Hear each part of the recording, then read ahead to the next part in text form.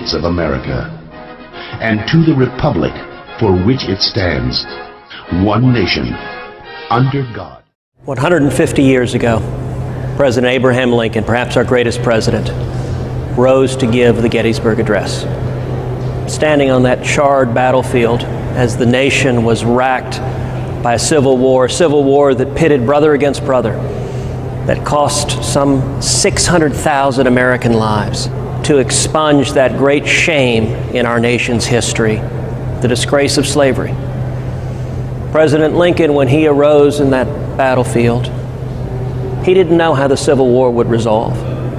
He didn't know if the United States would survive. He didn't know if this nation would cease to exist just 77 years after it began, just 87 years.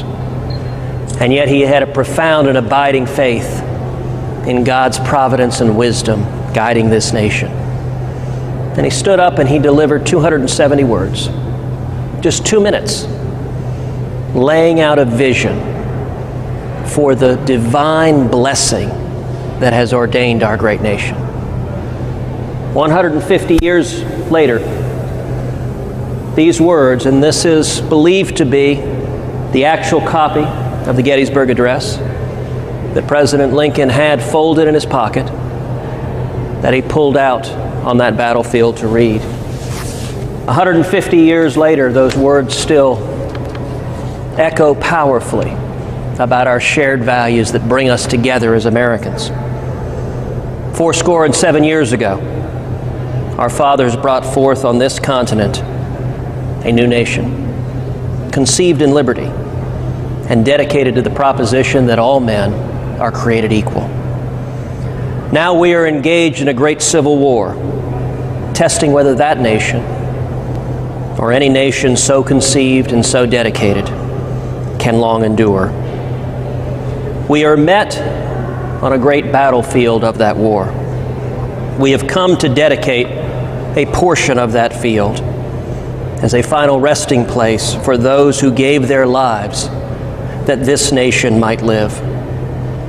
It is altogether fitting and proper that we should do this. But in a larger sense, we cannot dedicate, we cannot consecrate, we cannot hallow this land.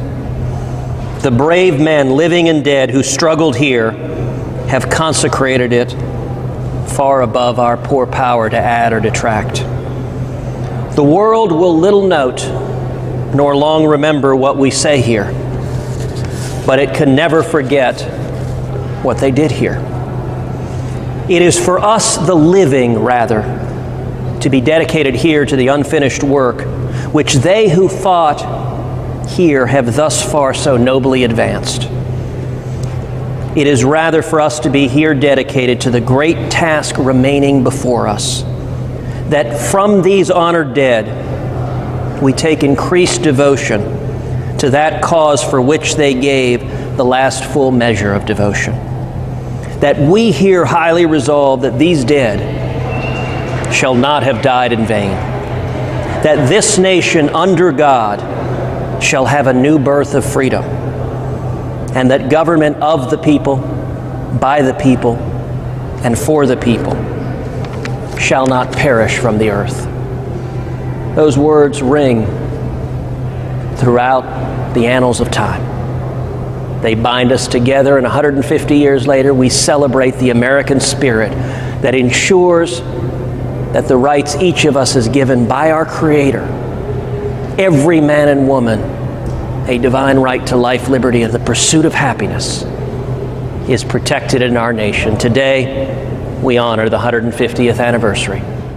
Here, highly resolve, these dead shall not have died in vain, that the nation shall have a new birth of freedom, and that government of the people, by the people, for the people, shall not perish.